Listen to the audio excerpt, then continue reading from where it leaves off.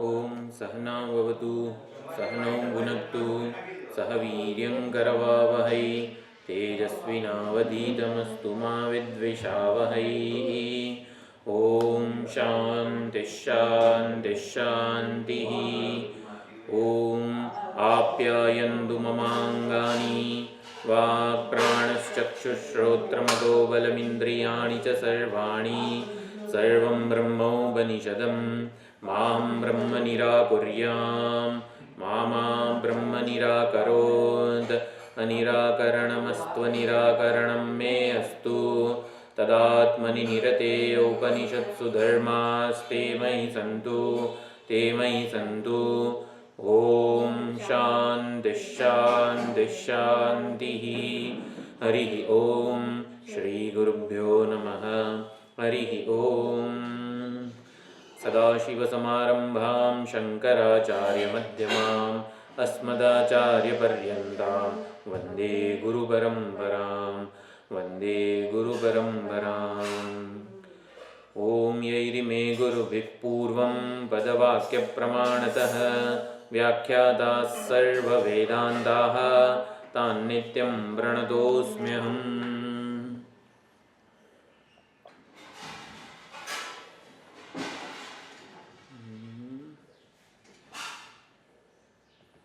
મંગલાચરણના શ્લોકો જોઈ લઈએ.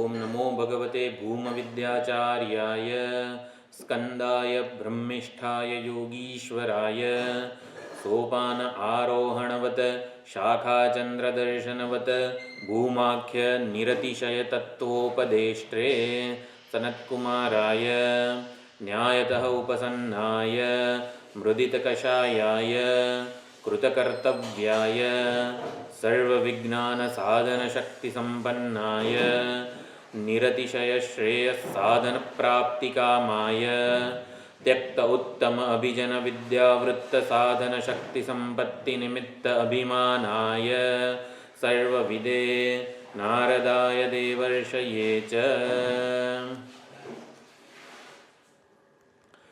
ओम नामादिभ्यः परो भूमा सर्वात्माकारकोऽद्वयः स्वात्मस्थः प्रत्यगानन्दः अनक्षग्राह्यो ग्रहक्षमः सद्विद्याविरहादनेकमहिमत्रय्यादिविद्याविदः यासीच्छोकमहार्णवे निपतनं श्रीनारदस्याप्यऋषेः यं भूमानमवाप्य तत्क्षणमभूत् शोकार्णवोत्तारणं प्राणान्ते सदृशम् अगम्यममलं तं नौमि सिंहाननम्। ભૂમવિદ્યાચાર્ય સનતકુમારજી અને શિષ્ય શ્રોતા એવા નારદજીને નમસ્કાર. સનતકુમાર અને નારદજીના સંવાદ રૂપે પ્રાપ્ત થયેલી ભૂમવિદ્યા આપણને સૌને આત્મસાત થાય, આપણા સૌના હૃદયમાં જીવંત બને એના માટે ભગવાનને પ્રાર્થના કરીએ. થોડીક વિચારણા થઈ હતી. નારદજીને અંતર્મુખ બનાવવા માટે અત્યારે નારદજીની જે માનસિકતા છે, પરિપક્વતા છે, ત્યાંથી એમને ધીમે ધીમે અંતર્મુખ બનાવીને પ્રત્યેગાત્મા સુધી લઈ જવા માટે એક એક સૂક્ષ્મતમ ઉપાધિઓ દ્વારા ચૈતન્યનો બ્રહ્મનો નિર્દેશ કરવામાં આવી રહ્યો છે. એટલે સનતકુમાર શોક નિવૃત્તિના ઉપાયની માગણી નારદજીએ કરેલી છે. નારદજીએ શું કીધું છે? તરતી શોકમ આત્મવિત, એટલે આત્મતત્વને જાણનારો શોકને તરી જાય છે. શોક એટલે મનસ્તાપમ અકૃતાર્થ બુદ્ધિમ, કંઈક આત્મ અસ્વસ્થતા, આત્મ અસ્વીકાર, આત્મકેન્દ્રિત અધૂરપ, ઉણપ, મર્યાદા, સીમિતતાનો ખ્યાલ, એને શોક કહેવાય છે. શોક એટલે માનસિક સંતાપ. એટલે હું કેન્દ્રિત આપણને કંઈક અપૂર્ણતા, અધૂરપ, મર્યાદાનો ખ્યાલ આપણને સાલી રહ્યો છે એવું સૌથી પહેલાં આપણે શોધવાનું છે. મને નડે છે શું? મને જગતની કોઈ વ્યક્તિ વસ્તુ પરિસ્થિતિ નથી નડતી. એ વ્યક્તિ વસ્તુ પરિસ્થિતિ મારામાં અપૂર્ણ હું જન્માવે છે, એ મને નથી ગમતો. એટલે જગત નિર્દોષ છે, ઈશ્વરનું સર્જન છે, પરંતુ જગતની કોઈક ઘટના મારામાં અધૂરપ, મર્યાદાવાળું. અહીં કંઈક પૂછું, રામની પંચમી બહુવચનનું રૂપ શું થાય એવું પૂછીએ અને આપણને ન આવડે તો એ જે ન આવડનારો હું જે છે ને એ મને રામની પંચમી વિભક્તિ માટે મને કંઈ કોઈ ઘટના અભિપ્રાય નથી, પરંતુ મને ન આવડ્યું એટલે જગતની કોઈ ઘટના, વ્યક્તિ, વસ્તુ, પરિસ્થિતિ મારામાં મર્યાદાનો ખ્યાલ જન્માવે, સીમિતતાનો, શરતનો એટલે કે અસ્વીકાર, અસ્વસ્થતા જન્માવે, ત્યારે એ વસ્તુ પડઘા પડે છે. હા, એક મિનિટ. હા, સીમિતતાનો ખ્યાલ જન્માવે ત્યારે એ શોકનું કારણ બનતું હોય છે. બરોબર છે? હવે હા, તમે સંભળાય જ બા? હા હા. તો શોક નિવૃત્તિનો ઉપાય શું છે? જગતની કોઈ વ્યક્તિ, વસ્તુ, ઘટના મારામાં અસ્વસ્થતા, અધૂરપ, મર્યાદા, સીમિતતા ન જન્માવે. એવું ક્યારે થાય? જ્યારે હું મને પોતાને આ જગતની વ્યાવહારિક જે કંઈ પણ વસ્તુઓ છે એનાથી અસંગ, મુક્ત અને બિનશરતી રીતે મુક્ત જાણી શકું.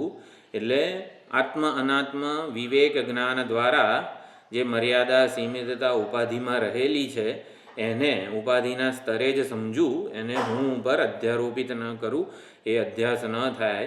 એના માટે પ્રત્યેક ચૈતન્યનું વાસ્તવિક સ્વરૂપ કેવું છે? આ બધી જ ઉપાધિઓની વિશેષતા અને મર્યાદાઓથી મુક્ત છે. એટલે કોઈક ને કોઈક રીતે આત્મ અનાત્મ અવિવેક જે છે એને દૂર કરીએ, વિવેક જ્ઞાન પ્રાપ્ત કરીએ, એવી કંઈક યાત્રા અહીંયા થશે. તો કેવી રીતે પ્રત્યેગાત્મ ચૈતન્ય સુધી પહોંચવામાં આવે છે? તો આત્મ ચૈતન્યની જ ઉપાધિઓ દ્વારા એને લક્ષિત કરવામાં આવે છે.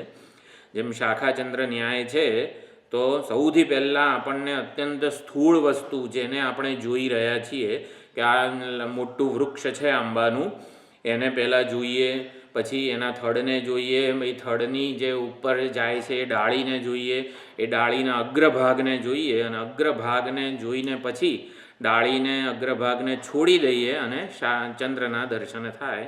તો એવી રીતે આત્મચૈતન્ય, પ્રત્યેગાત્મ ચૈતન્ય તરફ અભિમુખ થવા માટે એક એક ઉપાધિઓનો નિર્દેશ થઈ રહ્યો છે. એટલે જેમ સૌથી પહેલાં સ્થૂળ વસ્તુ હોય, પછી એ જ ઉપાધિઓ સૂક્ષ્મ બનતી જાય. તો અહીંયા સનતકુમાર નામથી માંડીને પ્રાણ સુધીની ઉપાધિઓનું વર્ણન કરે છે, અને એ ઉપાધિઓ દ્વારા ચૈતન્ય સુધી નારદજીને દોરે છે.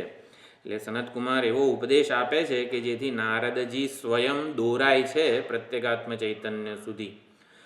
અને એ પ્રમાણે અહીં આખા ઉપદેશની પદ્ધતિ છે.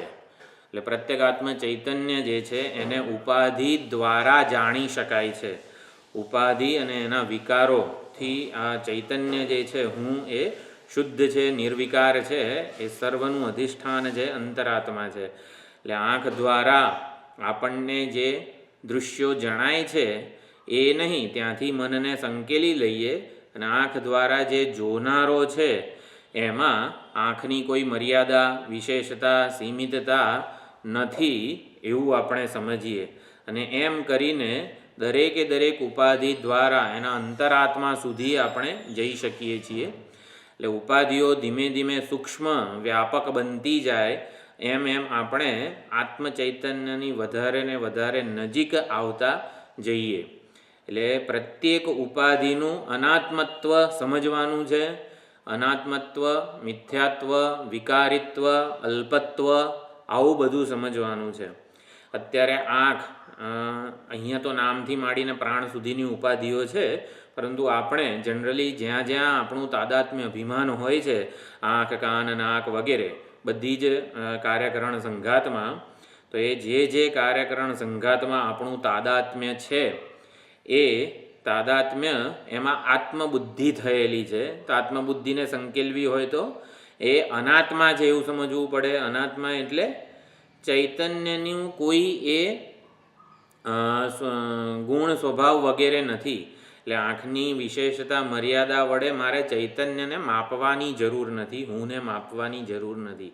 એટલે અનાત્મ ઉપાધિઓનું મિથ્યાત્વ સમજીએ એટલે કે અભિમાન સંકેલીએ, વિકારિત્વ, મિથ્યાત્વ, અલ્પત્વ આ બધું જાણીએ. અને આંખ દ્વારા જે મારી ઓળખ છે, હું દ્રષ્ટા છું, હું શ્રોતા છું, આ બધી ઓળખ એ ઔપાધિક ઓળખ છે, કામચલાઉ ઓળખ છે, વ્યવહાર માટે ધારણ કરેલી આવનારી જનારી ઓળખ છે. એ મારી અંતિમ કે કાયમી ઓળખ નથી. એટલે હું દ્રષ્ટા છું એ ઓળખ માટે મને સંપૂર્ણ વૈરાગ્ય જન્મે એ જરૂરી છે. દ્રષ્ટા માટે વૈરાગ્ય કેમનો જન્મે?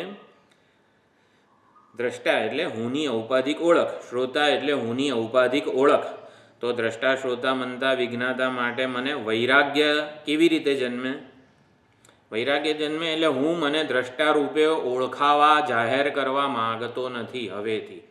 એવું ક્યારે થાય?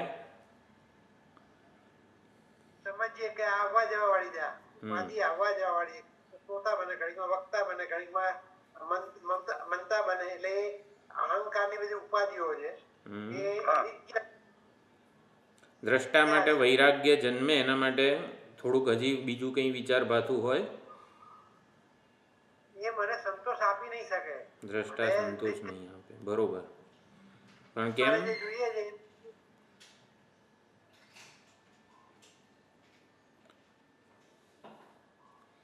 એની સત્તા પારમાર્થિક નથી સત્તા. ના, દ્રષ્ટા માટે વૈરાગ્ય જન્મવો જોઈએ. અનેક વિચાર ભાથું હોઈ શકે છે. આપણે દરેકે દરેક યુક્તિઓ સમજવાની છે. દ્રષ્ટારૂપી મારી જે ઓળખ છે, વ્યવહારિક છે, કામચલાઉ છે, આવનારી જનારી છે, નિત્ય પરિવર્તનશીલ છે. અને આપણને છે ને એક પરિવર્તન જ નથી ગમતું. આપણને કોઈક વસ્તુ વ્યક્તિ ગમે તે એવી ને એવી રહે ને એવું ગમે છે. એટલે કે બદલાઈ જાય ને, વિશ્વાસઘાત કરે ને એવું નથી જોઈતું. આપણને કોઈ પણ લાડુ તો ભાઈ લાડુ હંમેશા મને પ્રિય હોવો જોઈએ. એટલે એ વસ્તુમાં પરિવર્તન આવે ને એ મને નથી ગમતું. અને દ્રષ્ટા જે છે એ દૃશ્ય પ્રમાણે પરિવર્તન પામનારો જ હોય છે. દૃશ્યની મર્યાદાવાળો હોય છે. સારું દૃશ્ય જુએ, ખરાબ દૃશ્ય જુએ તો એના વિકારો એમાં હોય છે, વિકારી છે. પછી વિશ્વસનીય નથી. દ્રષ્ટારૂપે મારી ઓળખ જે છે વિશ્વસનીય નથી. પછી દ્રષ્ટા માટે વૈરાગ્ય કઈ રીતે જન્મે? એક મનુભાઈએ કીધું પૂર્ણ સંતોષ ન આપી શકે. પણ કેમ? એ પોતે જ અધૂરા છે ને. એ પોતે જ પૂર્ણ નથી. પૂર્ણ વસ્તુ મને સંતોષ આપી શકે ને પૂર્ણ વસ્તુ એક જ છે. બરોબર. દ્રષ્ટારૂપે મારી ઓળખથી હું ક્યારેય સંતુષ્ટ કૃતાર્થ બની શકવાનો નથી. કારણ કે દ્રષ્ટાથી દૃશ્ય હંમેશા જુદું જ રહેવાનું છે. એટલે દૃશ્ય દ્રષ્ટાથી જુદું છે, ભિન્ન અધિકરણમાં છે. એ જુદાઈ જ મને ચાલી રહી છે. એટલે દ્રષ્ટા મને કેમ સંતોષ ન આપી શકે? કારણ કે દ્વૈત બુદ્ધિ ચાલુ રાખનારો છે. પોતાને અધૂરો માનીને આવી રીતે દૃશ્ય પાસેથી પૂર્ણતાની અપેક્ષા રાખનારો છે. એટલે દ્રષ્ટા એ અપૂર્ણ છે, કોઈ દિવસ પૂર્ણ થઈ શકે નહીં. એ કારણ કે ભેદ બુદ્ધિને પ્રમોટ કરનારો છે, ભેદ બુદ્ધિ ચાલુ રાખનારો છે. તો આ બધી જ વસ્તુઓ જે છે, અહીંયા તો નામથી પ્રાણ સુધીની બધી ઉપાધિઓનું વર્ણન થશે.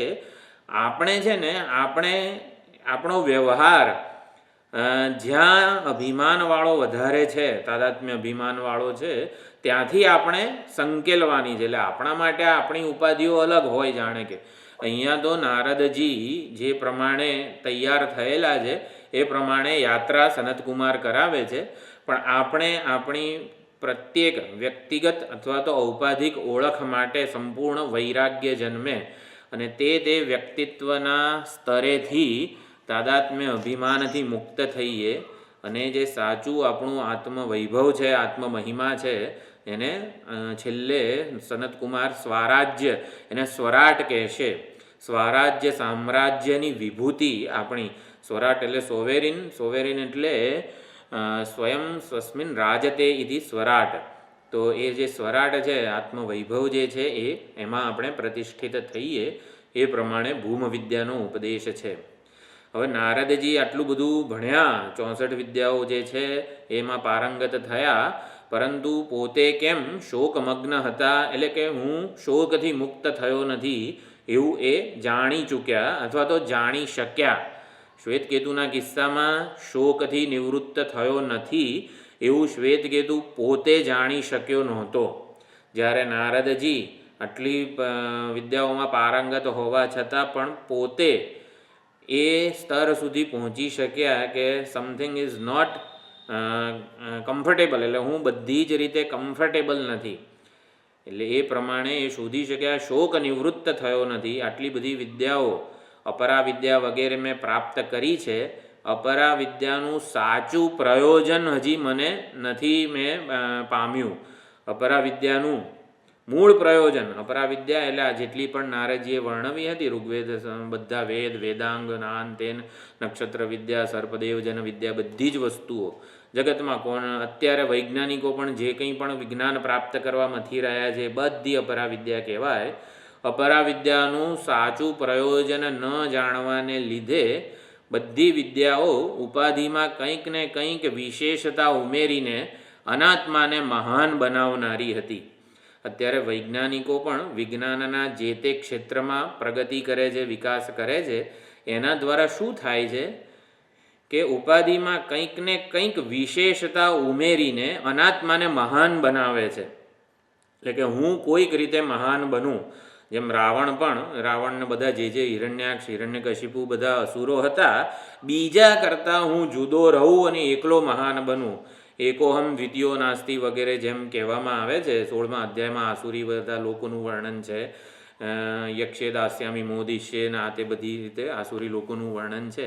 એટલે બીજા કરતાં જુદો રહીને હું એકલો મહાન બનું. એટલે આમ પર્વતની ટોચ જેવો બધાને એકલો રહું, એકલો એટલે બીજા કરતાં વિભક્ત રહું અને વિશેષ બનું.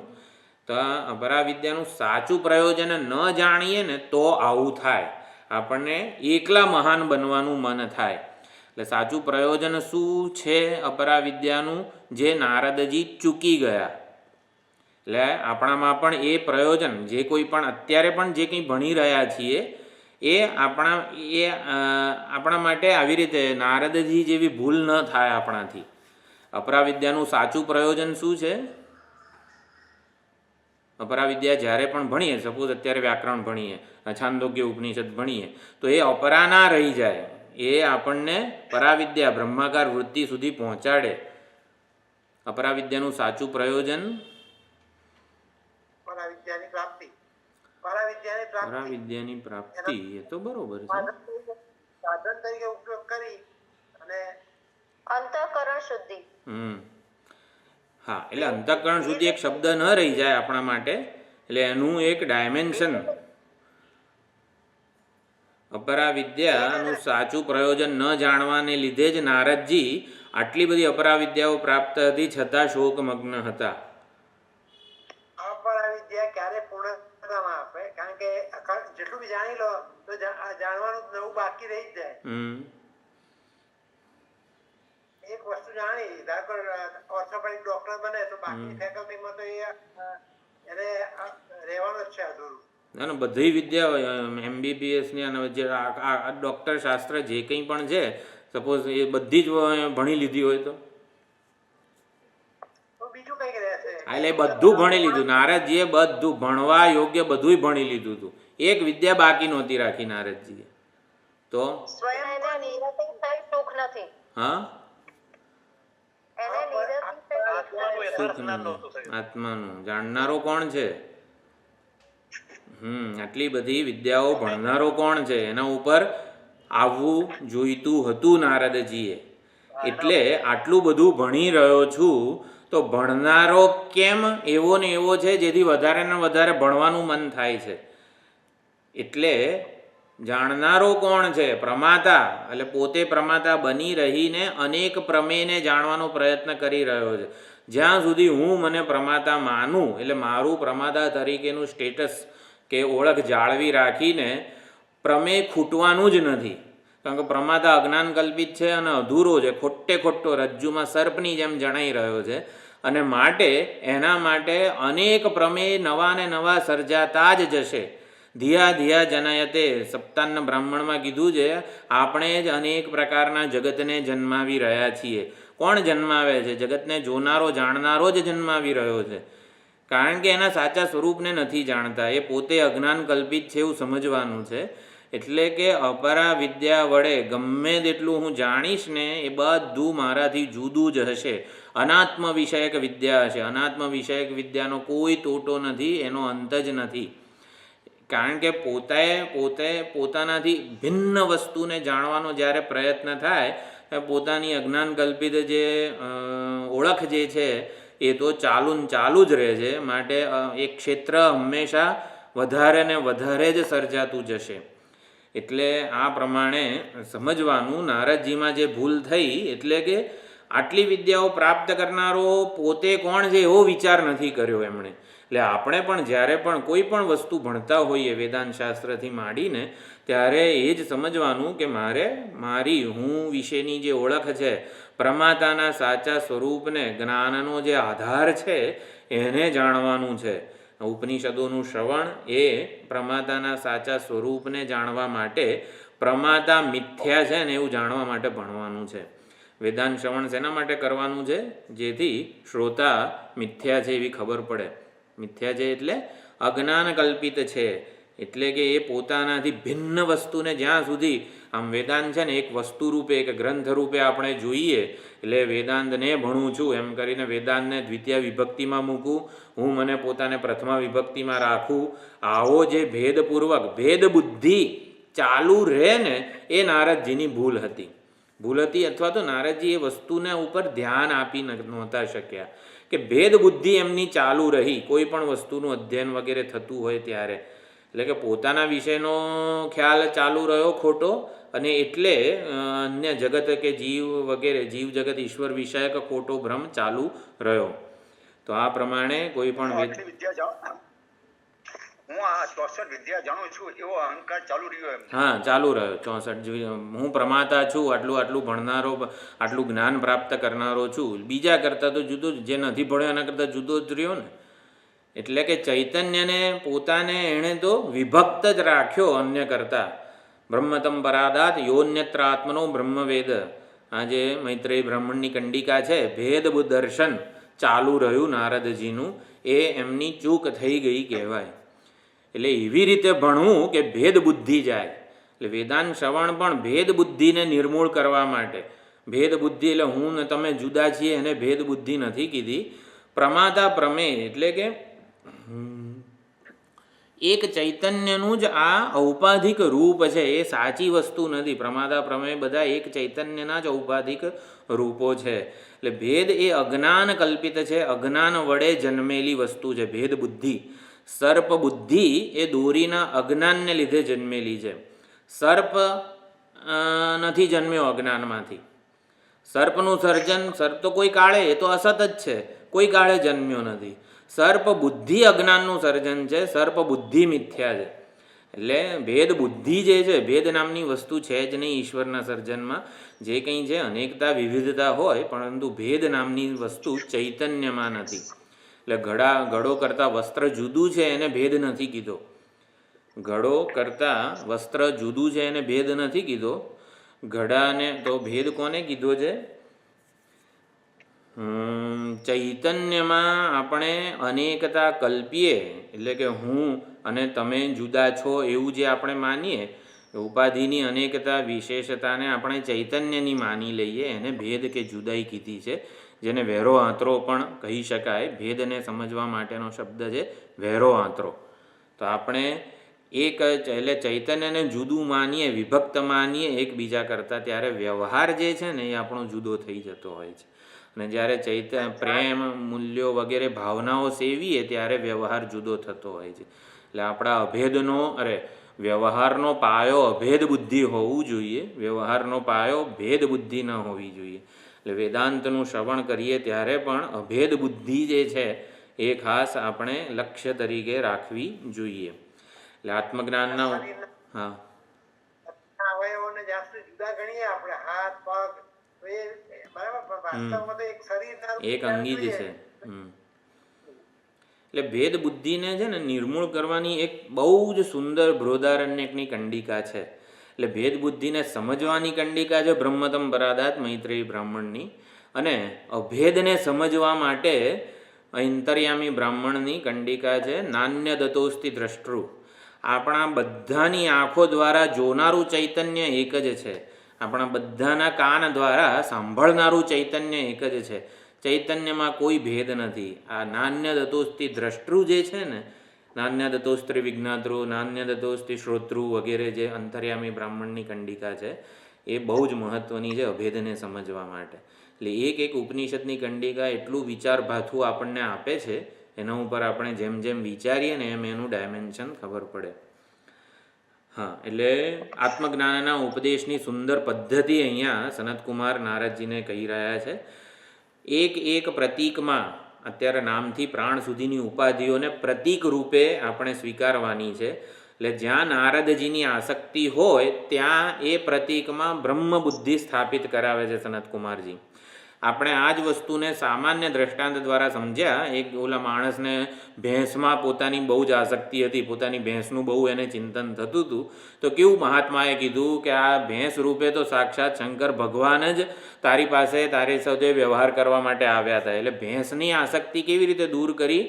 એમાં શંકર ભગવાનની બુદ્ધિ કરવા દ્વારા. એટલે ભેંસમાં એણે શંકર ભગવાનની બુદ્ધિ આરોપિત કરી, અથવા તો શંકર ભગવાન જ છે સાક્ષાત ભેંસ રૂપે. તો એમ આપણને લાડુમાં બહુ આસક્તિ હોય, લાડુ તો આપણને વડીલો વગેરે કહે કે લાડુને સૌથી પહેલાં તું ભગવાનને ધર અને ભગવાનના પ્રસાદ રૂપે તું તારા આ જે છે લાડુ વગેરે જે છે એને તું સમજ. એટલે લાડુ બુદ્ધિના બદલે ઈશ્વર પ્રસાદ બુદ્ધિ જન્મે છે.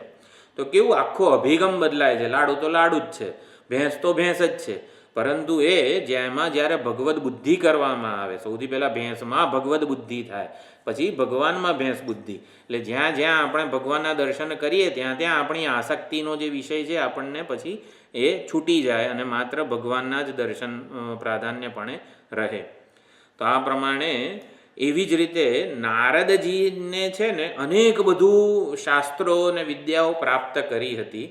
એટલે નારદજીને શબ્દ અથવા તો મંત્રો જેને કહેવાય, નામ જેને કહેવાય, અભિધાન જેને કહેવાય, એટલે એના માટે બહુ જ આસક્તિ હતી. એટલે નારદજી માટે ભેંસ કે લાડુ જેવું શું હતું કે પ્રત્યેક શાસ્ત્રોના શબ્દો કે મંત્રો કે નામ, એટલે આમ એમને આમ જ્ઞાનમ સંન્યાસ લક્ષણમ આમ એવું ક્યાંક વાંચે અને એમને તરત યાદ આવી જાય. આ મહાભારતના મોક્ષ પર્વમાં 18મા અધ્યાયનો 57મો શ્લોક છે.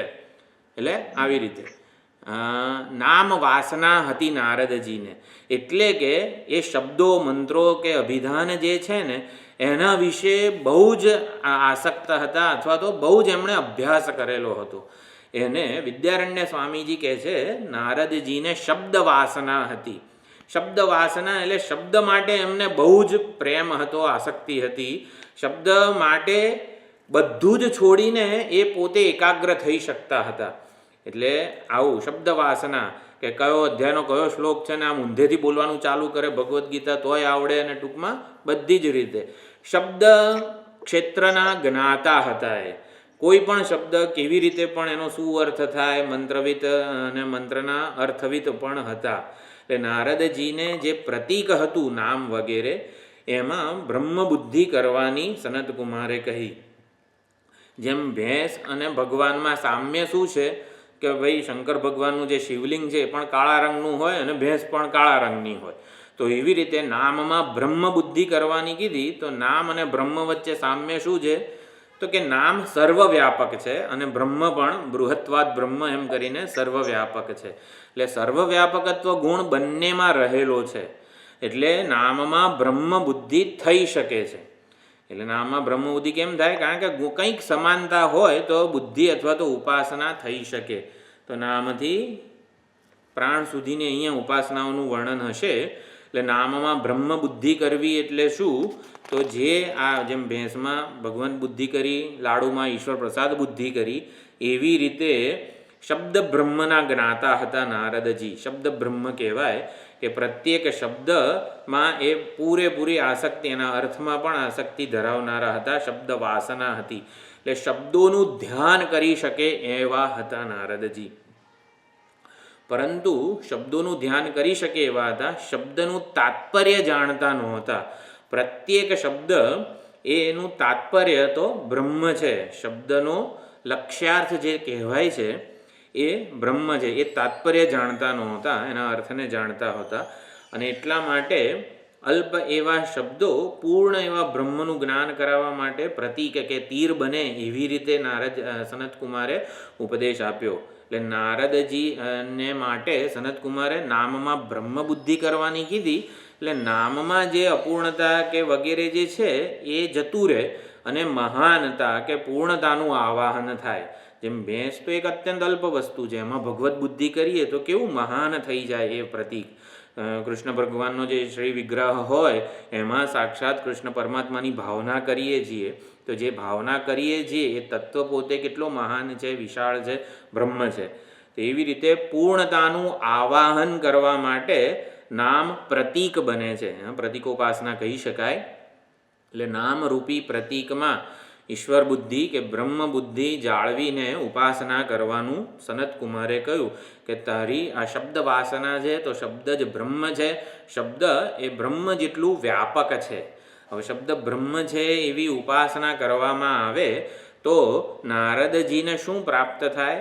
તો કે જ્યાં સુધી નામની ગતિ હોય, શબ્દનું જ્યાં સુધી ક્ષેત્ર હોય એ બધું જ એને પ્રાપ્ત થઈ જાય.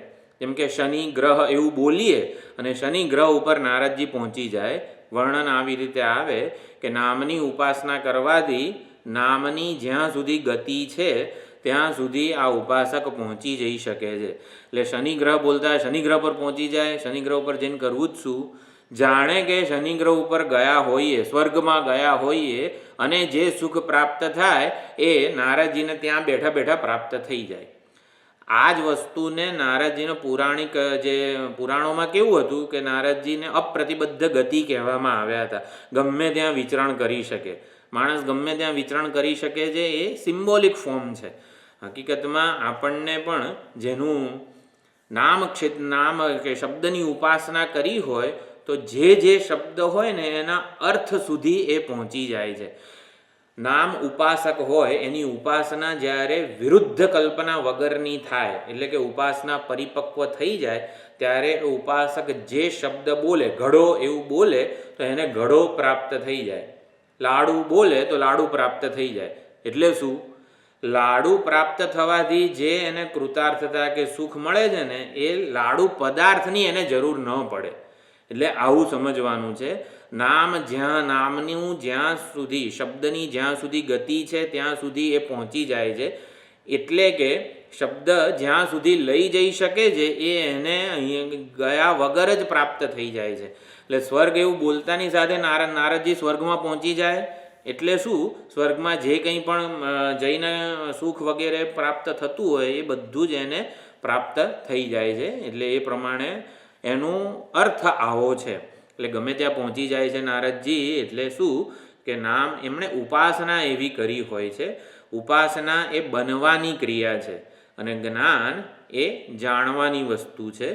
ઉપાસનામાં સંકલ્પપૂર્વક બધું જ આપણે અપ્રાપ્ત વસ્તુ, સ્વર્ગમાં જે જવાય કેમ? કારણ કે સ્વર્ગ આ દેહથી અપ્રાપ્ત છે. એટલે ઉપાસનાથી અપ્રાપ્ત વસ્તુની પ્રાપ્તિ થાય છે. જ્ઞાનથી પ્રાપ્ત વસ્તુની ઓળખ થાય છે. ઉપાસના એ બનવાની વસ્તુ છે. કારણ કે ચૈતન્યના સંકલ્પપૂર્વકની આ સૃષ્ટિ છે. તો ચૈતન્યના સંકલ્પપૂર્વકની સૃષ્ટિ હોય તો ચૈતન્ય જેવો સંકલ્પ કરે ને એવું જગત એના માટે સર્જાઈ જાય છે. આપણે બધામાં, આપણા બધાના હૃદયમાં જે ચૈતન્ય પ્રગટ થઈ રહ્યું છે ને એ સાક્ષાત પરમાત્મા જ છે. જે પરમાત્માએ સંકલ્પપૂર્વક સમગ્ર જગતનું સર્જન કર્યું છે એ જ પરમાત્મા આપણા હૃદયમાં, શરીરમાં હું રૂપે વિલસી રહ્યા છે. એટલે જે પરમાત્માએ સંકલ્પપૂર્વક જગતનું સર્જન કર્યું છે ને તો એ જ પરમાત્મા હું રૂપે બિરાજેલા છે. એટલે આપણામાં એટલું જ સંકલ્પપૂર્વક જગતનું સર્જન કરવાનું સામર્થ્ય છે જ. ઉપાસનાથી એ સામર્થ્યની આપણને ખબર પડે છે કે ખરેખર એટલે ઉપાસકો જે છે ને એ એમનો સંકલ્પ, જેમ કે સત્ય સંકલ્પ વગેરે છે યોગીઓનો, એ સંકલ્પ વિરુદ્ધ કલ્પના વગરનો થાય. સમ્યક કલ્પનમ એટલે વિરુદ્ધ કલ્પના. જેમ કે સંકલ્પને સમજવાનો પ્રયત્ન કરવો હોય તો બાર સાયન્સમાં જેને આઈઆઈટી કે MBBS વગેરેમાં એડમિશન મેળવવું છે, ટોપર બનવું છે, તો કેવું હું વિદ્યાર્થી છું એવો એનો સંકલ્પ હોય અને મારે આટલા 99.99% મેળવવા છે એવો સંકલ્પ એનો દ્રઢ થઈ જાય પછી કેવી મહેનત કરતો હોય છે. એને માત્ર આઈઆઈટી દિલ્હી કે જે મુંબઈ વગેરે એમાં એડમિશન મેળવવું હોય એ જ દેખાય, અથવા તો MBBSમાં જે કોલેજમાં વગેરેમાં જવું હોય એ જ દેખાય. એટલે સંકલ્પ હોય તો કેવું એ જ પ્રમાણે પોતાના પછી એને મોજ શોખ વગેરેમાં એટલે વિરુદ્ધ કલ્પના. વિદ્યાર્થી છું, મારે આ એડમિશન મેળવવું છે, આટલા ટકા જોઈએ છે, એનાથી વિરુદ્ધ પ્રકારની કલ્પના. ચાલ ને થોડુંક ફ્રેશ થઈ જવું, ચાલ ને થોડુંક આમ રખડી આવું, એકાદું પિક્ચર જોઈ આવું સિનેમામાં, આવું બધું જન્મે ને. એટલે વિરુદ્ધ કલ્પના વગરનો જ્યારે આપણો સંકલ્પ થાય ત્યારે એ ઉપાસના બની જાય છે. એટલે ઉપાસના પરિપક્વ થઈ હોય ક્યારે કહેવાય? જ્યારે હું નામ ઉપાસક છું એવો મારો જે સંકલ્પ વિરુદ્ધ કલ્પના વગરનો થઈ જાય. હું નામનો ઉપાસક છું પણ મારે થોડીક ભૂખ લાગી છે એટલે હવે મારે કંઈક ખાવું પડશે, તો આને વિરુદ્ધ કલ્પના કહેવાય. હું નામ ઉપાસક છું એવો મારા વિશેનો મારો ખ્યાલ હંમેશા બની જ રહે, એટલે એ પ્રમાણે મારા સંકલ્પને હું હંમેશા યાદ રાખું અને એને વફાદાર રહું, ત્યારે એ પ્રકારની ઉપાસના થઈ ગઈ કહેવાય. હું શિવજીનો ભક્ત છું, સવારે 5 થી 7 વાગ્યા સુધીમાં હું પરમ શિવ ભક્ત છું, મારા જેવો બીજો કોઈ ભક્ત આ બ્રહ્માંડમાં થયો નથી.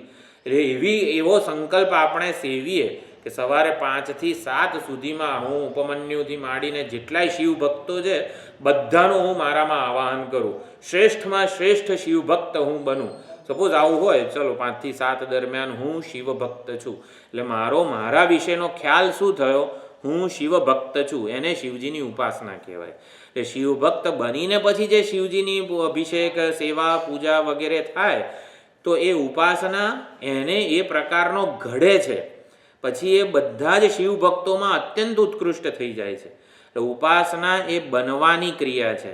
તો અહીંયા નારદજી નામ ઉપાસક હતા, નામમાં કે શબ્દ વાસના તીવ્ર હતી, એટલે સનત કુમારે એમને એવું કીધું કે જે નામ માટે, શબ્દ માટે તમે આટલી બધી આસક્તિ વગેરે ધરાવો છો, એ નામ કે શબ્દ તો બ્રહ્મ છે, સર્વવ્યાપક છે.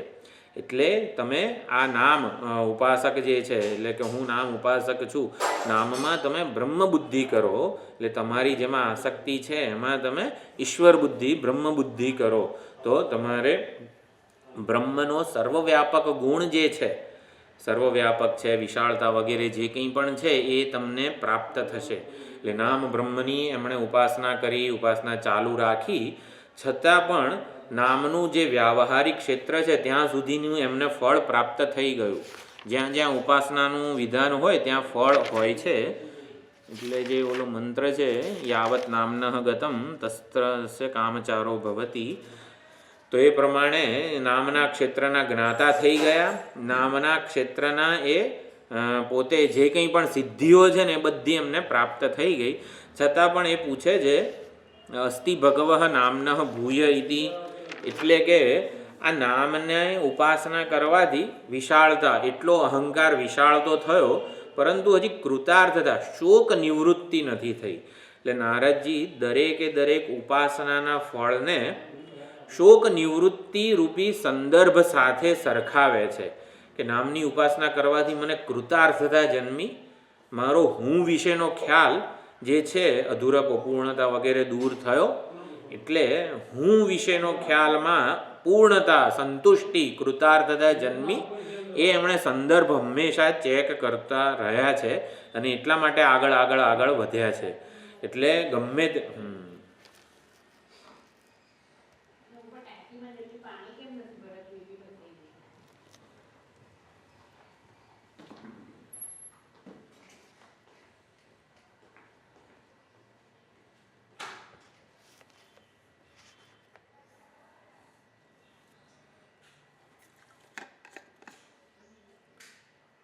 Recording in progress.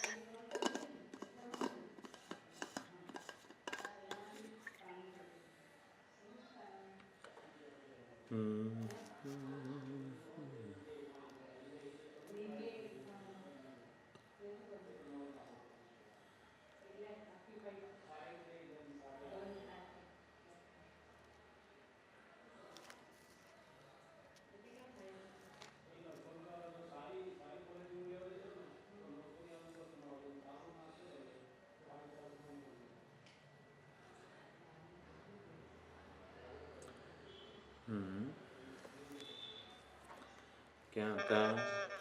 નામ બ્રહ્મ, ઉપાસક જે છે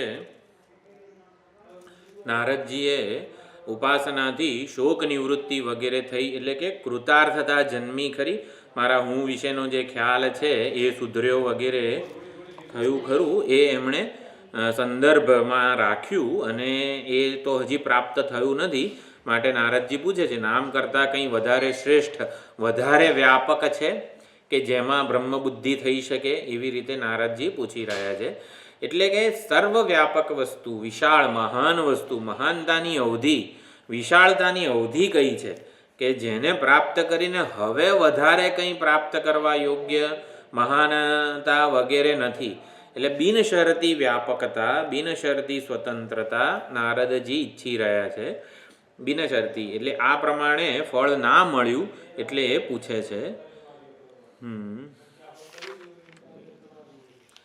તો અહીંયા એક પ્રશ્ન છે કે નામ ઉપાસના કરવાનું કીધું, નામમાં બ્રહ્મ બુદ્ધિની ઉપાસના વગેરે કરવાનું કીધું, તો એનાથી નામની જ વાસના, શબ્દ વાસના જ નહીં વધે? તો કે ના, નામમાં બ્રહ્મ દ્રષ્ટિ કે બ્રહ્મ ભાવના કરવાની છે. એટલે નામમાંથી આપણે સભાનતા કે દ્રષ્ટિને હટાવીને બ્રહ્મ બુદ્ધિ સ્થાપિત કરી રહ્યા છીએ. નામમાં બ્રહ્મ બુદ્ધિ એટલે નામરૂપી જે પ્રતીક છે ને, એ પ્રતીક એટલે નામરૂપ વગેરે એનો જે આકાર એ જે પડી જાય. જેમ કે લાડુમાં ઈશ્વર પ્રસાદ બુદ્ધિ હોય તો ઈશ્વરના પ્રસાદ બુદ્ધિ પ્રધાન બને છે, લાડુનું નામરૂપ ખરી જાય છે. ઈશ્વરનો પ્રસાદ સામે જોઈને આપણને શું લાગે? લાડુ દેખાય કે ઈશ્વરનો પ્રસાદ દેખાય? લાડુ ના દેખાય, ઈશ્વરનો પ્રસાદ દેખાય. આમ ભેંસને જોઈને કેવું? ભગવાન શંકર જ દેખાય. તો એવી જ રીતે આ નામમાં બ્રહ્મ દ્રષ્ટિ કરવાથી નામ છૂટી જાય છે, બ્રહ્મ બુદ્ધિ જે છે એ પ્રધાન રહે છે. એટલે રાગ આકર્ષણ વગેરે ખરી પડે છે. અને જેમ કૃષ્ણ ભગવાનનું જે મૂર્તિ છે એમાં કૃષ્ણ ભગવાનની ભાવના ઉપાસના કરીએ તો પ્રતીક નહીં પરંતુ પ્રતીક જેનો નિર્દેશ કરે છે એ પ્રધાન બની જાય છે. એટલે આ પ્રમાણે શનૈહી શનૈહી ધ્યેય બ્રહ્મ જે છે એના સંસ્કાર દ્રઢ થાય છે. નામ બ્રહ્મ ઉપાસના શોક નિવારક ઉપાય છે, શોક નિવૃત્તિનો ઉપાય છે એવું માનીને જ નારદજીએ ઉપાસના કરી હતી. એટલે એમને એ પ્રમાણે પ્રેરણા પણ પ્રાપ્ત થઈ. પરંતુ એમણે જોયું કે સર્વવ્યાપકતા આ નામથી હજી મળે એમ નથી. નામ કરતાં કંઈક એટલે હું સંપૂર્ણપણે મારા વિશેનો જે ખ્યાલ છે એનાથી સંતુષ્ટ થયો નથી અને માટે કંઈક હજી અધૂરપ જણાય છે મારામાં. અને એટલે નામ કરતાં કંઈક સૂક્ષ્મ વ્યાપક શ્રેષ્ઠ વસ્તુ છે ખરી? અસ્તિ નામનઃ ભૂય એવું એ શબ્દ પૂછે છે. એટલે સનતકુમાર હવે નામરૂપી ઉપાધિ છે એ ઉપાધિ કરતાં વધારે સૂક્ષ્મ, વધુ વ્યાપક, જેમાં વધારે સારી રીતે બ્રહ્મદ્રષ્ટિ થઈ શકે એવું આલંબન આપે છે. એટલે સનતકુમાર આલંબનને વધારે સૂક્ષ્મ, વધારે વ્યાપક, વધારે શ્રેષ્ઠ, વધારે કારણ તરફ, જેમ કાર્યથી કારણ કેવું ઉત્કૃષ્ટ હોય એમ ઉત્કૃષ્ટતા તરફ લઈ જાય છે. એટલે ઉપાધિને સૂક્ષ્મ બનાવે છે, વ્યાપક બનાવે છે, શ્રેષ્ઠ બનાવે છે અને કારણગામી બનાવી રહ્યા છે સનતકુમારજી. એટલે હવે બીજો ખંડ છે એમાં નામનું કારણ, નામરૂપી ઉપાધિ જેમાંથી જન્મે છે, સ્થિર ટકેલી છે અને લય પામે છે, એવું કારણ શું છે તો એનો નિર્દેશ કરે છે.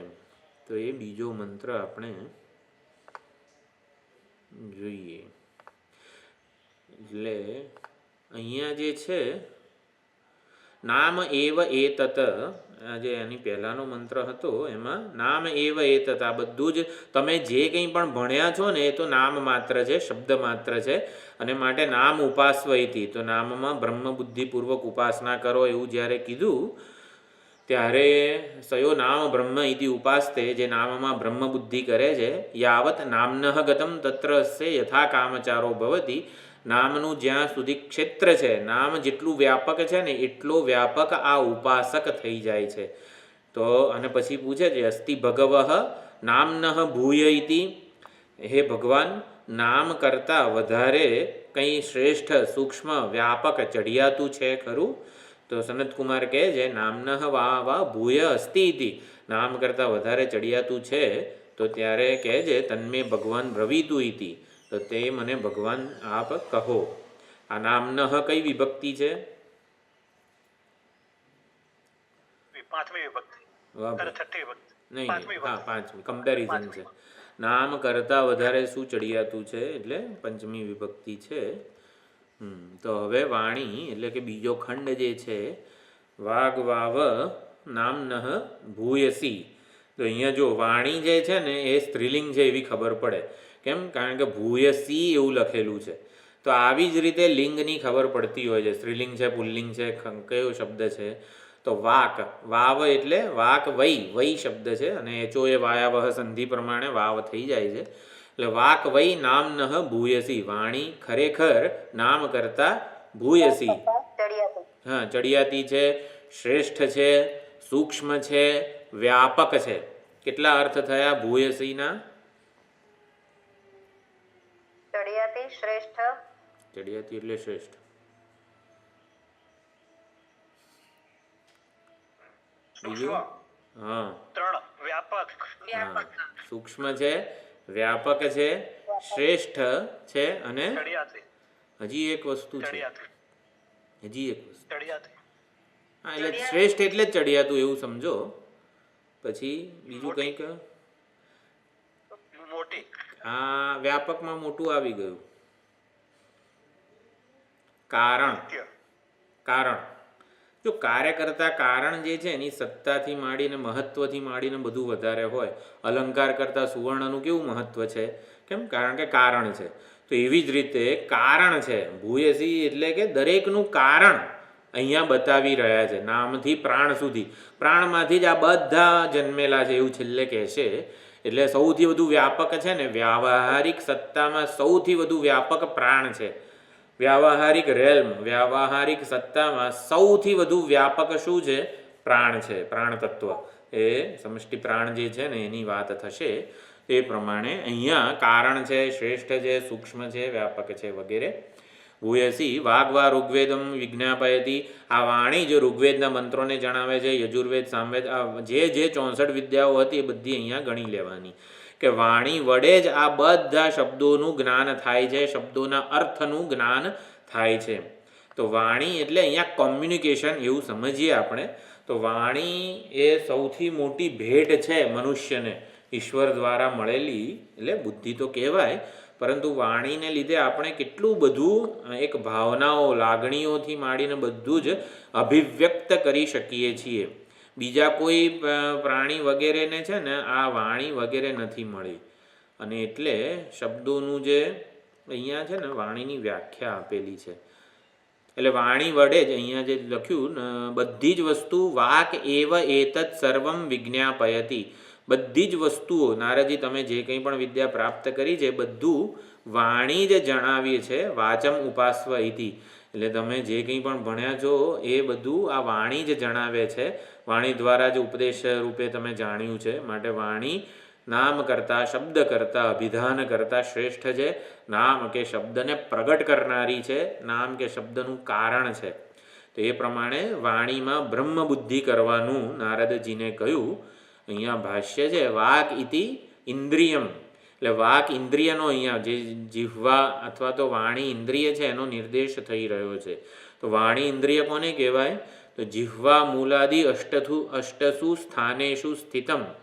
એ જીહ્વા પછી ઓલું કંઠ શું મૂર્ધન્ય નાભીમાંથી કંઠમાંથી મૂર્ધા ને પછી જે ઓષ્ઠ, તાલવ્ય ને આ બધા જે છે 8 સ્થાનોએ અમુક પ્રકારનો આયાસ એટલે કે હવા ભેદાય, જ્યારે વધારે જોરથી ભેદાય પ્રાણ, મહાપ્રાણ ને આ તે બધી વસ્તુઓ, આ 8 સ્થાનોએથી હવાના જેને કહેવાય ને હવા જ્યારે એ રીતે નીકળે ત્યારે આ વાણી પ્રગટ થતી હોય છે.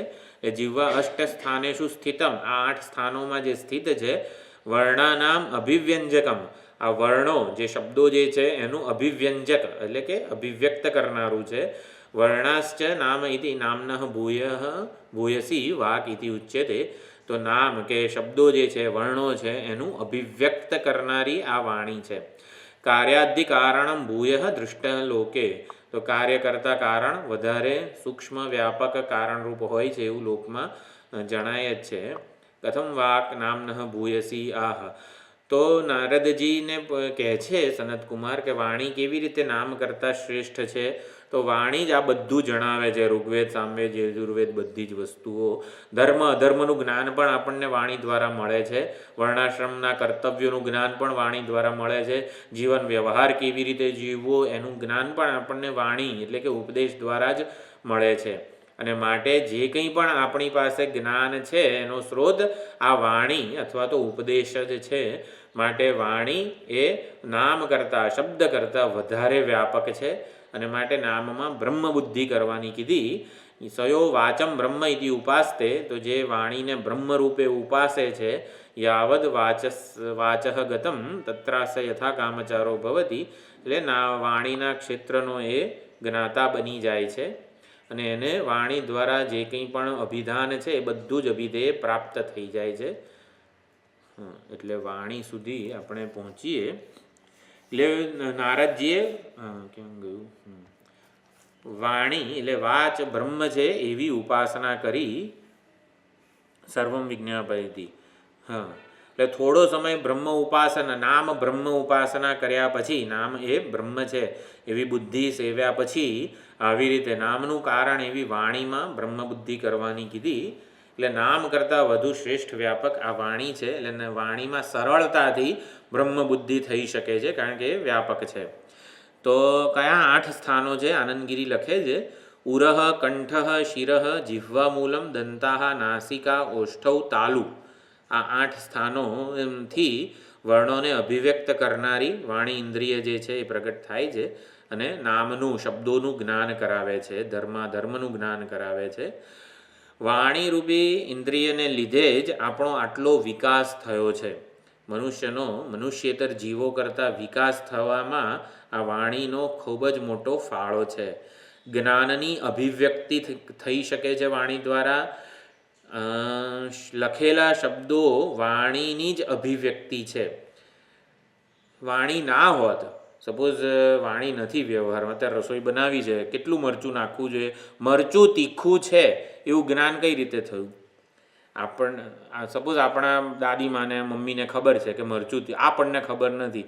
મમ્મીએ આપણને કીધું હોય ભાઈ મરચું તીખું હોય, ખાંડ ગળી હોય, તો આપણને વાણી ના હોત તો જ્ઞાન જ ના થાત. પછી આપણે દર વખતે આ મરચું સહેજ ચાખીને પછી નાખવું પડે રસોઈમાં. એટલે વાણી ના હોત તો કેવો વ્યવહાર હોત આપણો? દરેક કોઈ વસ્તુનું જ્ઞાન જ પ્રાપ્ત ના થાત આપણને. એટલે લખેલા શબ્દો તો થાય છે અભિવ્યક્તિ, પણ દરેક વ્યવહારનું જે જ્ઞાન છે, વસ્તુઓનું પણ જ્ઞાન આ વાણી દ્વારા થાય છે. એટલે વાક દેવી સરસ્વતી જે છે, હા બોલો. ભગવાનના મહિમા ગાવામાં આપણે એનો ઉપયોગ કરી શકાય. વાણી મને આપી છે. મધુસ્ફીતા વાચ પરમ અમૃતમ નિર્મિતવત. તો આ પ્રમાણે બંને પ્રકારની વાણીના સર્જક પરમાત્મા છે. મધુર એટલે શ્રવણમંગલ અને અર્થમાધુર્ય પણ છે. તો વાણી એટલે વાક દેવી, તો વાણીની અધિષ્ઠાત્રી એવી સરસ્વતી દેવી જે છે એની ઉપાસના આપણે કંઈ સરસ્વતી એટલે વાણીની ઉપાસના કરીએ છીએ કંઈ આપણે નારદજીની જેમ?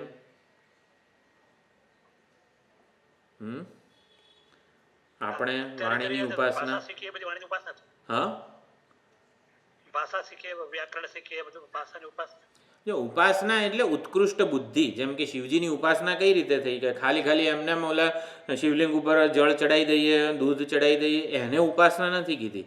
શિવ બુદ્ધિ રહી આપણી અભિષેક કરતી વખતે એને ઉપાસના કહેવાય.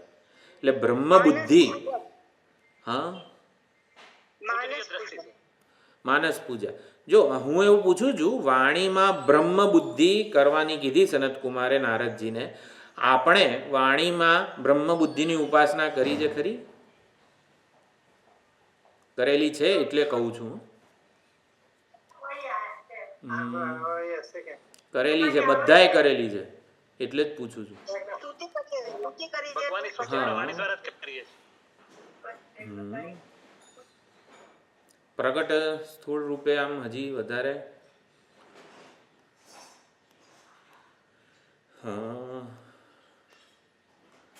નવરાત્રિમાં શું થાય છે? હે અંતર્યામી બ્રાહ્મણમાં આવે છે. નહીં ઉપાસના કરી હોય આપણે નવરાત્રિના 9 દિવસમાં કરીએ છીએ ક્યારે? છેલ્લા 3 દિવસ. એ તો બરોબર.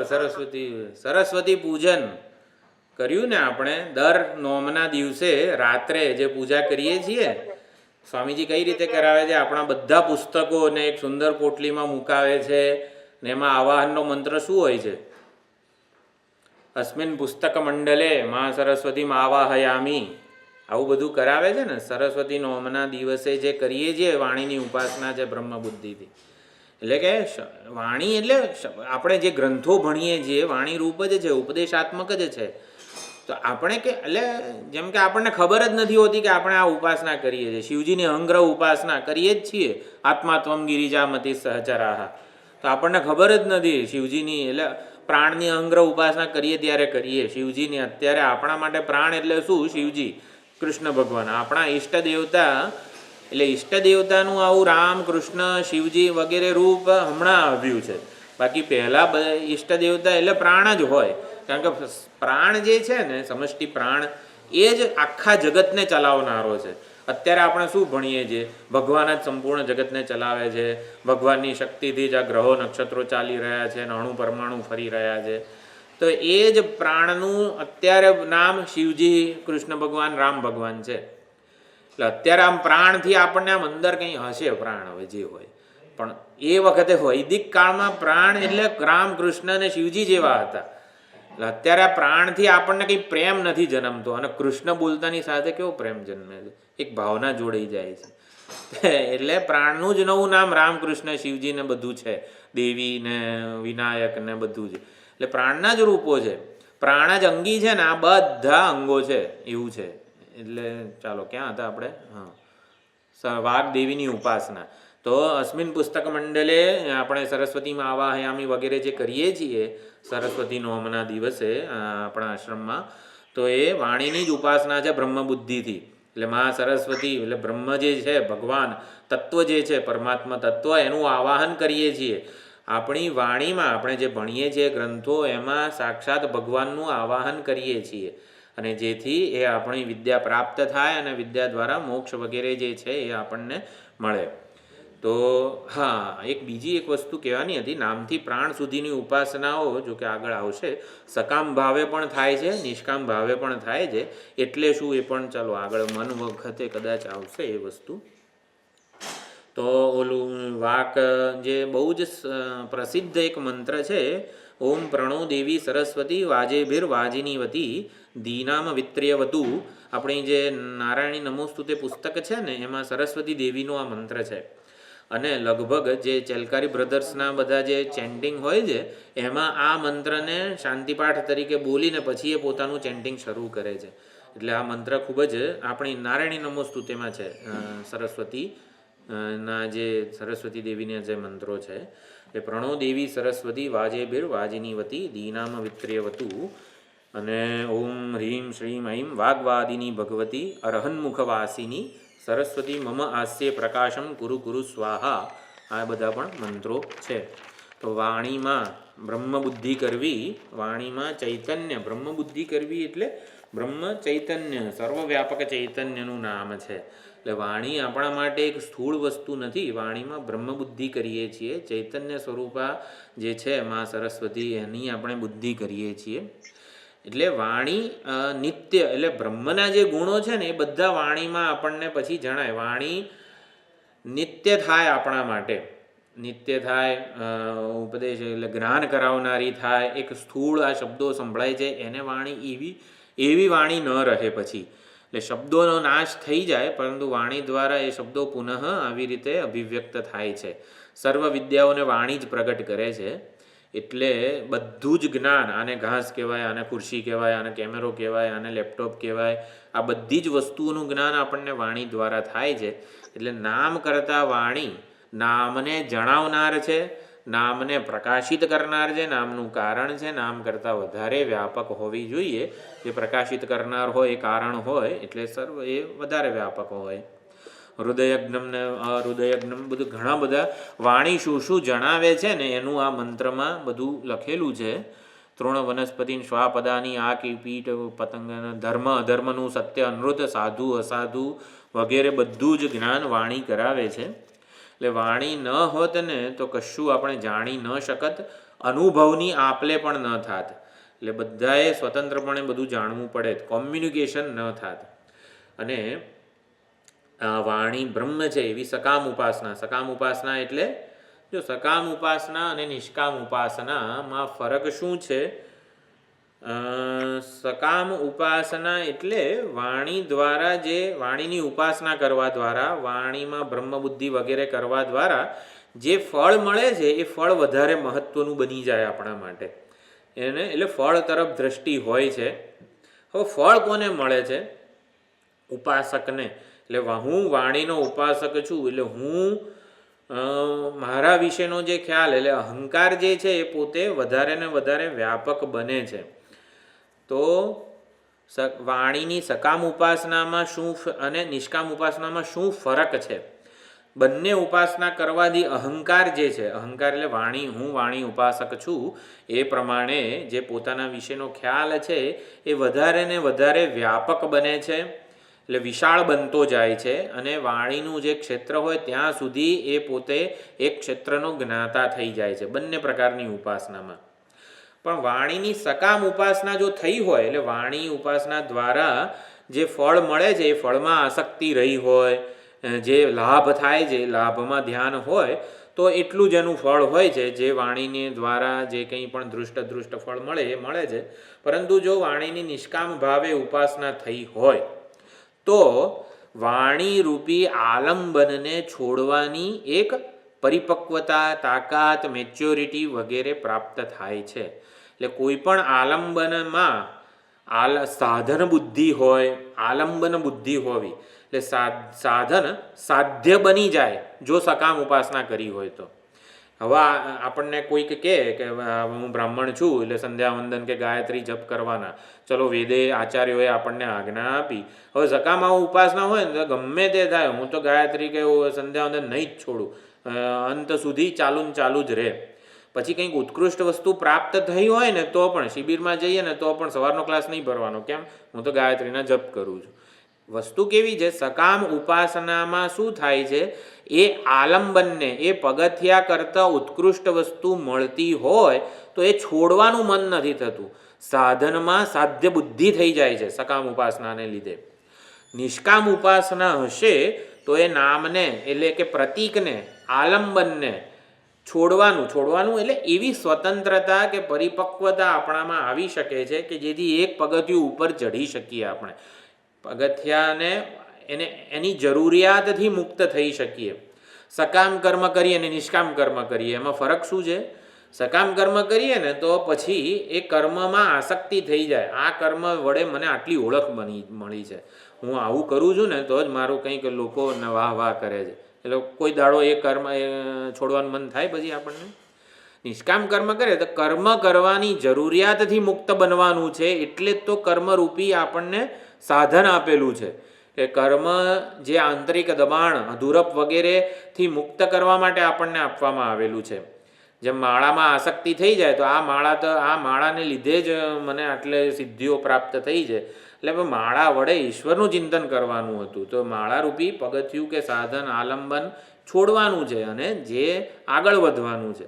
એટલે સાધનને છોડવાની જે પ્રકારની પરિપક્વતા આપણામાં આવે ને એ નિષ્કામ ઉપાસનાથી આવે છે, નિષ્કામ કર્મો વગેરેથી આવે છે. એક પગથિયું ઉપર ચઢી શકીએ છીએ આપણે. એટલે સાધનમાં સાધન બુદ્ધિ રહે. સાધનમાં ઘણીવાર સાધ્ય બુદ્ધિ થઈ જતી હોય છે, એ સકામ ઉપાસના વગેરેને લીધે થાય, પરંતુ નિષ્કામ બરાબર સમજી ગયા ને? કે કંઈ પૂછવું નહીં ને? હા, તો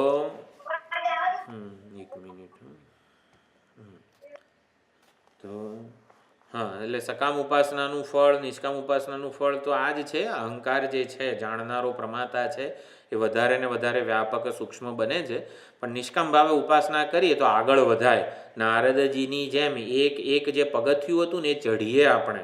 એટલે ઓલું નામવાળા પ્રતીકમાંથી આસક્તિ સંકેલી શક્યા. કે નામ બ્રહ્મની ઉપાસનાથી હું આટલો બધો વ્યાપક બન્યો છું, નામને તો છોડીશ જ નહીં, એવું ના થયું નારદજીને. એટલે નારદજીએ નિષ્કામ ઉપાસના કરેલી છે. એટલે જે પ્રતીક આપવામાં આવે છે એમાં બ્રહ્મબુદ્ધિ એ નિષ્કામ ભાવે કરેલી છે, જેથી પ્રતીકનું પ્રતીકપણું કે પ્રતીકની જે કોઈ મર્યાદા વગેરે હોય એ જાણી શક્યા છે અને આગળ વધી શક્યા છે. એટલે પ્રતીક કે આલંબન પ્રત્યે નારદજી ઓબ્જેક્ટિવ બની શક્યા છે. ઓબ્જેક્ટિવ રહેવાનું છે, સાધન માટે ઓબ્જેક્ટિવ રહેવાનું છે. જે કોઈ પણ સાધન આપણે કરતા હોઈએ, વેદાંત શ્રવણથી માંડીને જપ અને આ તે બધી વસ્તુઓ, જે કોઈ પણ સેવા કરતા હોઈએ આપણે, આશ્રમ સેવા, ગુરુ સેવા, એમાં પણ ઓબ્જેક્ટિવ બનવાનું છે. સબ્જેક્ટિવ બનીશું ને તો જ્યારે એ પ્રારબ્ધથી કે ગમે તે રીતે આપણા વડે છૂટે ને ત્યારે હું આટલું બધું કરતો તો હવે આ નથી થતું ને, એવું બધું ગિલ્ટ ફિલિંગ રહી જતી હોય છે. એટલે ઓબ્જેક્ટિવ બનીને આપણે કરીશું સેવા આરાધના તો ઉપાસના, તો આપણે આ રીતે આગળ વધી શકીશું. એટલે અનંતતા, પૂર્ણતા, કૃતકૃત્યતા સુધી પહોંચી શકીશું નિષ્કામ ઉપાસનાથી. નારદજીએ નિષ્કામ ઉપાસના કરેલી છે. અને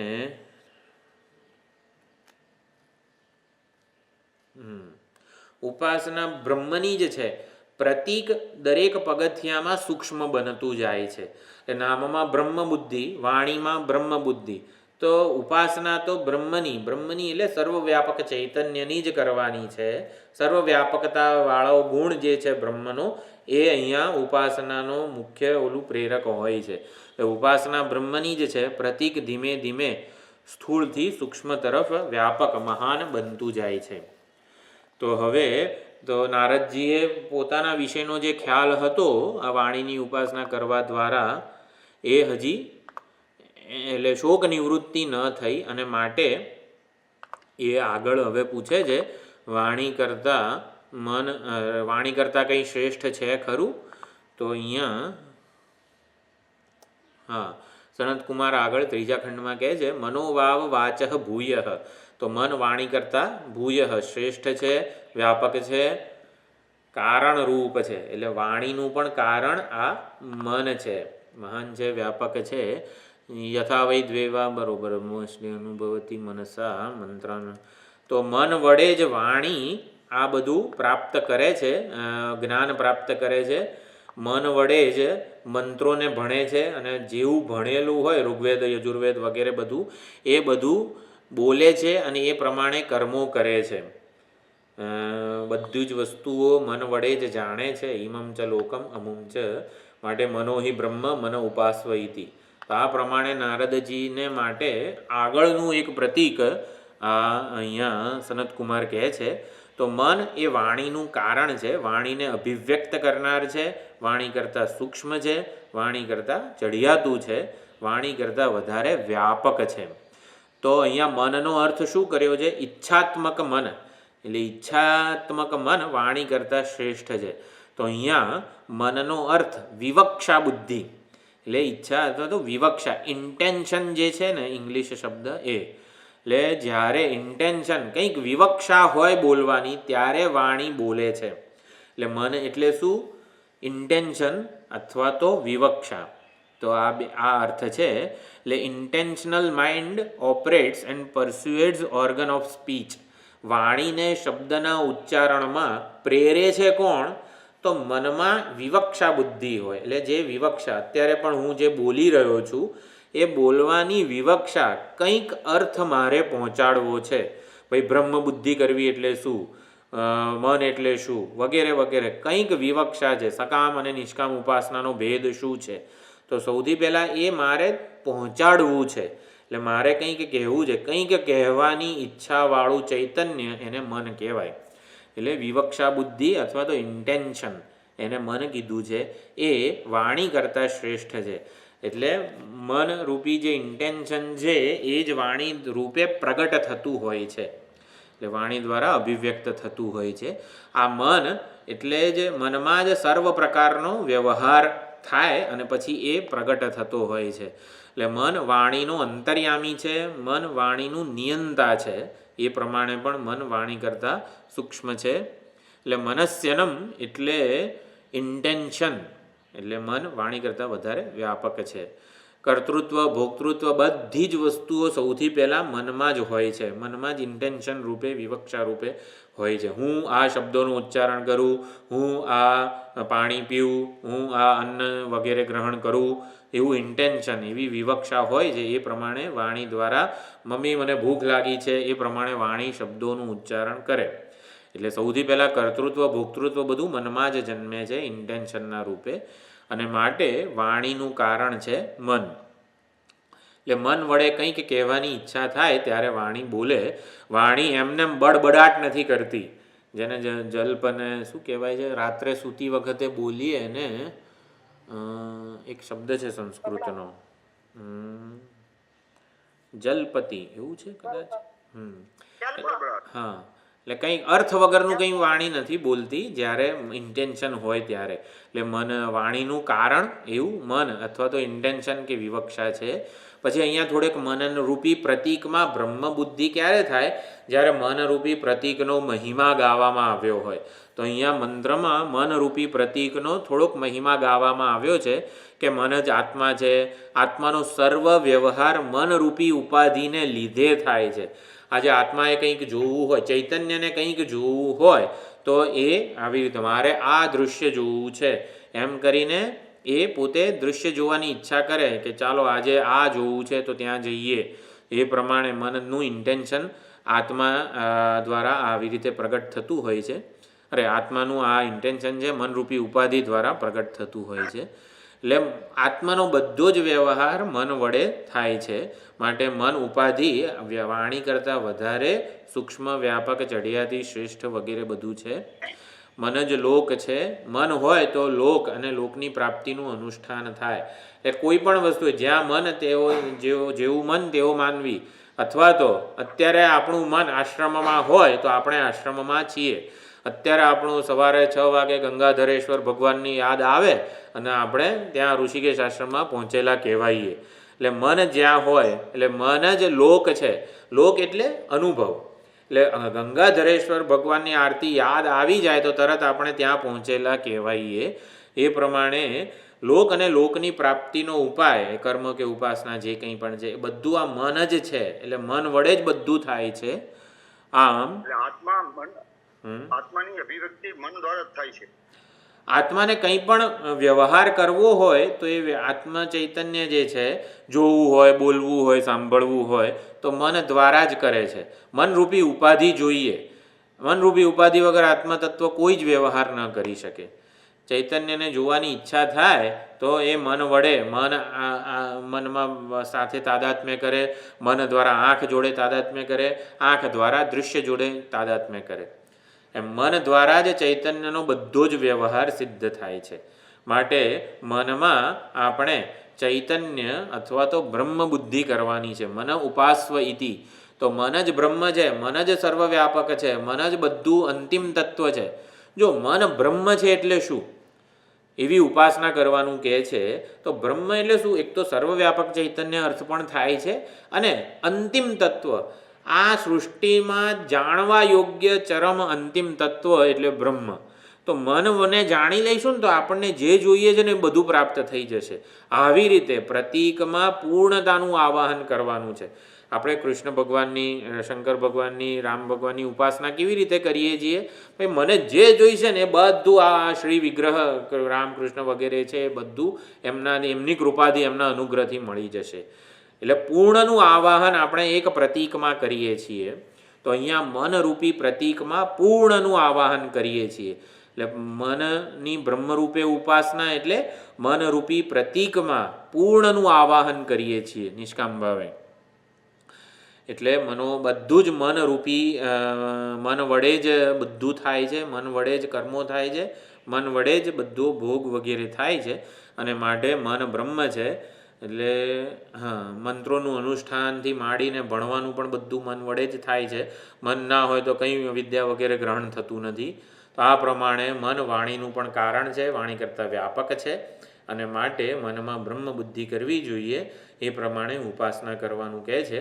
નારદજી મનની ઉપાસના કરી બ્રહ્મ બુદ્ધિથી શોક નિવૃત્તિ ન થઈ, કારણ કે વિકારક મન પણ આત્માની એક ઉપાધિ છે, માટે વિકારી છે. મનરૂપી ઉપાધિમાં બ્રહ્મબુદ્ધિ કરીએ છીએ છતાં પણ વિકારથી મુક્ત થઈ શકાતું નથી. આગંતુક કે જે કહેવાય એનાથી મુક્ત થઈ શકાતું નથી. મનના અનેક વિકારો છે, વિકારોથી મુક્ત થઈ શકાતું નથી. માટે શોક નિવૃત્તિ તો અકબંધ જ રહે છે આ ઉપાસનાથી પણ. માટે મન કરતાં વધારે કંઈ સૂક્ષ્મ વગેરે છે એવું નારદજી પૂછે છે. તો હવે મનનું કારણ એવું સંકલ્પ વગેરે આવશે. એક મનોવૃત્તિઓ, એને 16 કળાઓ પણ કહી શકાય ચૈતન્યની. તો એ 16 કળાઓ ઉપર અથવા તો સૂક્ષ્મ ઉપાધિઓ ઉપર સનતકુમાર લઈ જાય છે. તો આપણે આવતી વખતે એ જોઈશું. મંત્રોમાં થોડું છે મનનું સૂક્ષ્મ મહિમા ને બધું, આપણે એમાં વધારે ચર્ચા નથી કરતા. આપણે એક ઉપાધિ ઉપર આટલું જરૂરી વિચાર ભાથું પ્રાપ્ત કરીને આગળ વધીએ છીએ. ઓમ પૂર્ણમદઃ પૂર્ણમિદં પૂર્ણાત પૂર્ણમુદચ્યતે પૂર્ણસ્ય પૂર્ણમાદાય પૂર્ણમેવાવશિષ્યતે. ઓમ શાંતિ શાંતિ શાંતિ. હરિ ઓમ શ્રી ગુરુભ્યો નમઃ. હરિ ઓમ.